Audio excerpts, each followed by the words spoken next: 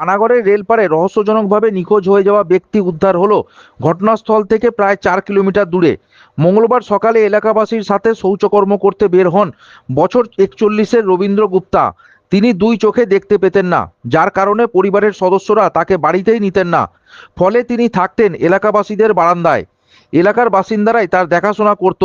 প্রতিদিনের মতো এলাকার দুই যুবক তাকে সাথে করে নিয়ে যায় পানাগড়ের রেলপার সংলগ্ন ক্যানেল পাড়ে। পানাগড়ের রেলপাড়ে সেচ খালের ধারে তাকে বসিয়ে রেখে জঙ্গল থেকে নিম দাঁতন আনতে গাছের ডাল ভাঙতে যায় তারা।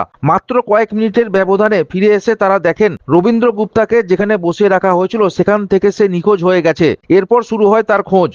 খবর দেওয়া হয় কাঁকসা থানার পুলিশকে। কাঁকসা থানার পুলিশ ঘটনাস্থলে পৌঁছে খবর দেয় সিভিল ডিফেন্সের কর্মীদের। এরপর সিভিল ডিফেন্সের কর্মীদের একটি দল এসে পৌঁছায় সেখানে। তারা সেচ খালে বোট নামিয়ে খোঁজাখুঁজি শুরু করে। প্রায় দুপুর 2টো নাগাদ সে ভেসে ওঠে বুদবুদের শালডাঙ্গা এলাকায়। স্থানীয়রা তাকে দেখতে পেয়ে খবর দিলে সিভিল ডিফেন্সের কর্মীরা সেখানে গিয়ে দেহ উদ্ধার করে নিয়ে আসে।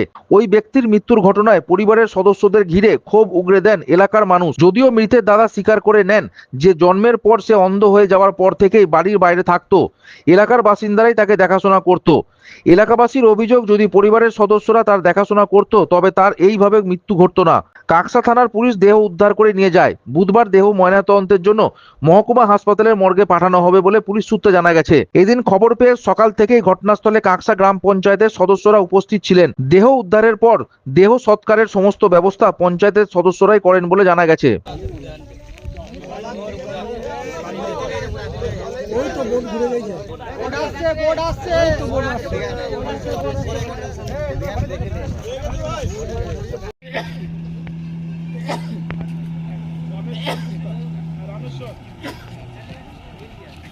রামেশ্বর আরে এস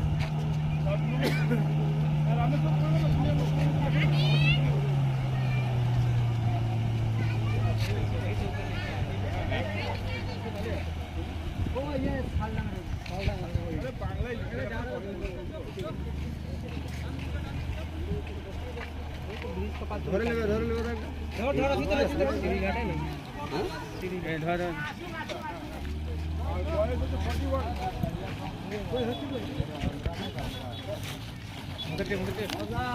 বুড় হয়ে গেছে। ওই দুজন কি আসছে, ওই যে জল নেমে গেছিল দুজন, না না আরো ছিল তো দুজন আসছে তো গেছে, দুজন আছে ভোলা ভোলা দিকে ভোলা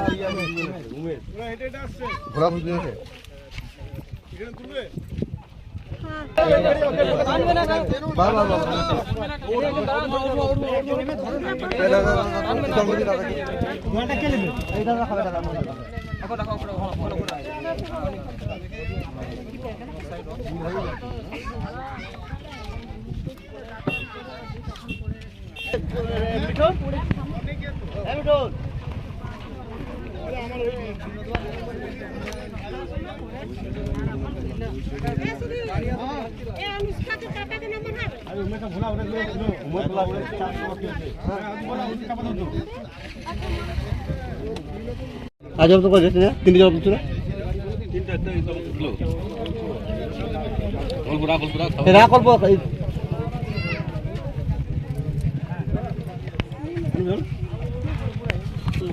আর কত ভাই 3 বছর ধরা ধরা আমি ধরা ধরা ধরা ধরা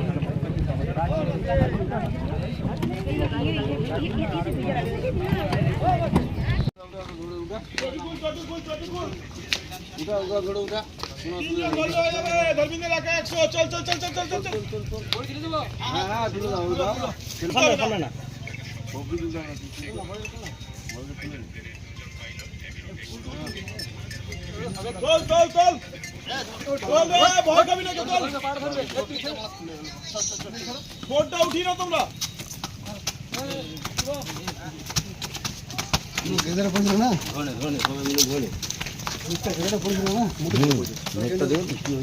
মানুষ আমরা চটিটা লিয়ে না চলে যাবো।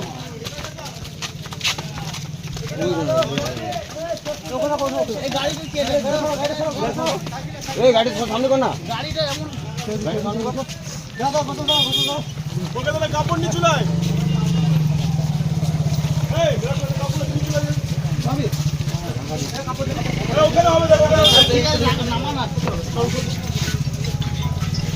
হ্যালো, আরে কাপড়টা নিয়ে আয়। এই এই উপর দিকে টাকা দে, উপর দিকে টাকা দে। টাকা দে। দেখতে দে মুখটা একটু খুলে রাখ, দেখো সবাই এটা মুখটা মুছিয়ে দে তো ভাই। একটু থাক, একটু থাক। মুখটা খুলে রাখ একটু। গাড়ি কত দূরে? সোজা করে দে না, মুখটা সোজা করে দে ভাই।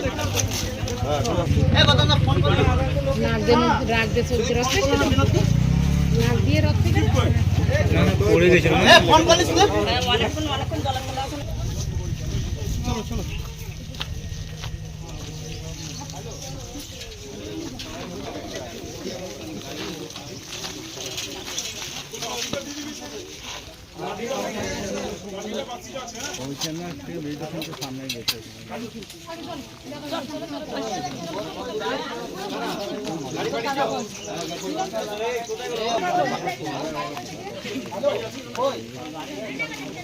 উদ্ধার করলো?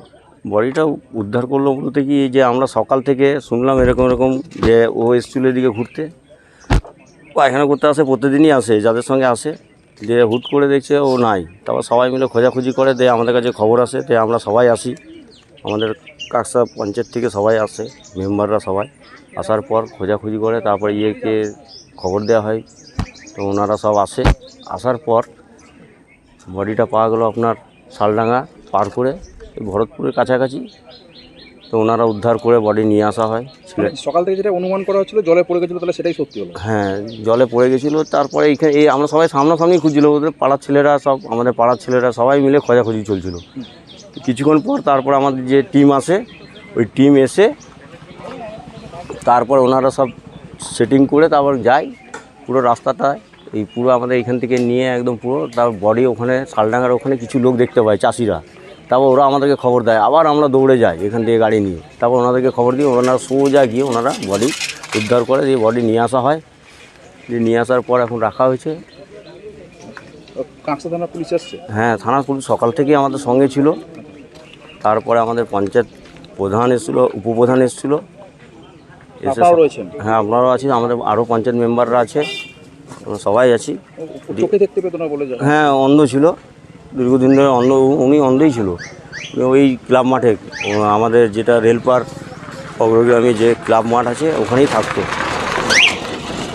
আপনারা সমস্ত সরকারের সমস্ত ব্যবস্থা আপনারাই করছেন? হ্যাঁ, আমাদের সব পঞ্চায়েত মেম্বাররা আছে, সবাই মিলে করবো, পাড়ার ছেলেরা সবাই আছে।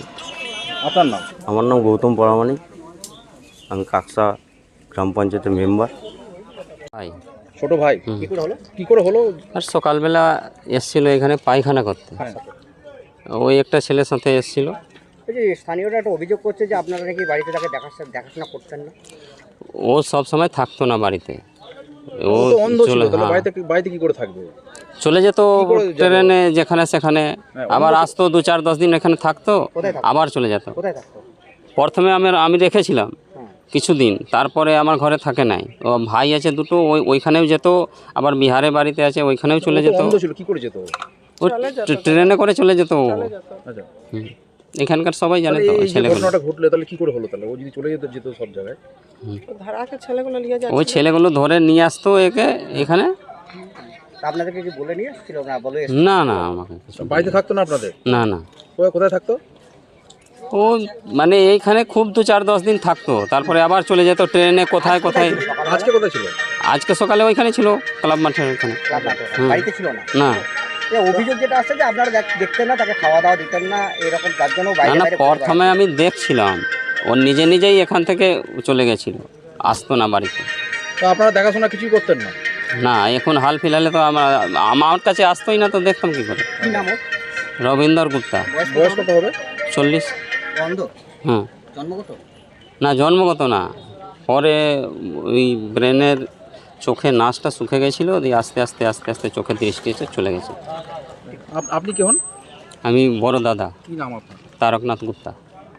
আজকে বডিটা উদ্ধার হয়েছে? হুম, কোত্থেকে উদ্ধার হলো? ওই সাঁকুরি ব্রিজের ওই ধার থেকে। পুলিশ আছে? হ্যাঁ।